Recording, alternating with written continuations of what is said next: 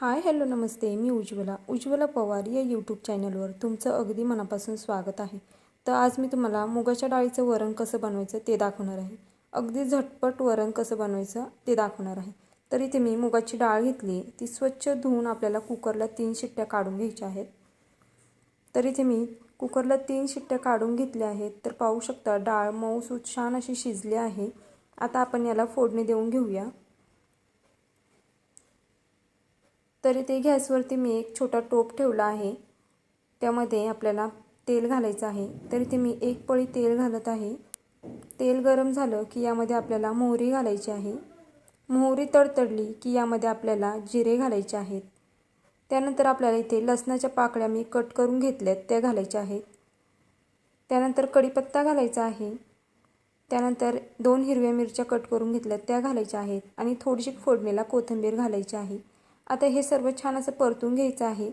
तर हे परतते तोपर्यंत चॅनलवर नवीन असेल तर प्लीज एक लाईक एक सबस्क्राईब नक्कीच करा. नवीन यूट्यूबरसाठी तुमचं एक लाईक एक सबस्क्राईब खरंच खूप लाख मोलाचं असतं.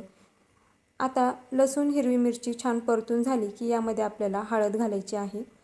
तर इथे मी पाव चमचा हळद घेतली आहे, ती यामध्ये घालून घ्यायची आहे. हळद घातल्यानंतर हे तेलामध्ये मिक्स करून घ्यायची आहे हळद. त्यानंतर यामध्ये आपल्याला बारीक कट केलेला टोमॅटो घालायचा आहे.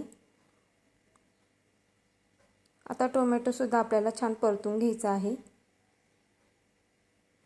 त्यानंतर जी डाळ आपण शिजवून घेतली होती ती यामध्ये घालून घ्यायची आहे. आता इथे सर्व डाळ मी यामध्ये घालून घेते. त्यानंतर हे सर्व मिक्स करून घ्यायचं आहे आणि आपल्याला जितपत डाळ घट्ट पातळ हवी त्यानुसार यामध्ये पाणी घालायचं आहे. तरी ती मी 2 ते 3 माणसांसाठी ही डाळ बनवली आहे. तर पाहू शकता खूप जास्त पातळ नाही आणि खूप जास्त घट्ट देखील नाही, या पद्धतीने मी ही डाळ ठेवणार आहे. आता यामध्ये आपल्याला चवीनुसार मीठ घालायचं आहे. आता डाळीला छान अशी मोठी उकळी काढून घ्यायची आहे.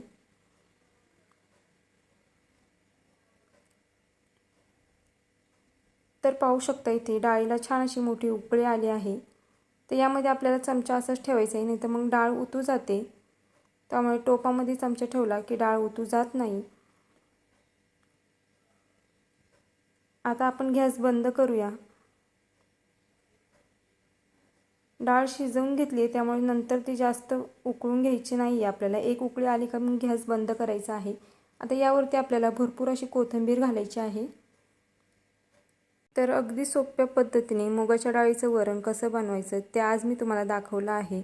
तर खूप झटपट होते आणि चवीलासुद्धा खूप छान लागते. भातासोबत हे वरण खरंच खूप छान लागतं. तर नक्कीच बनवून पहा. तर कशी वाटली तुम्हाला माझी आजची ही वरणाची रेसिपी हे मला कमेंट करून नक्कीच सांगा. भेटूया उद्या एक अशाच नवीन रेसिपीसोबत. तोपर्यंत सर्वांनी काळजी घ्या. बाय.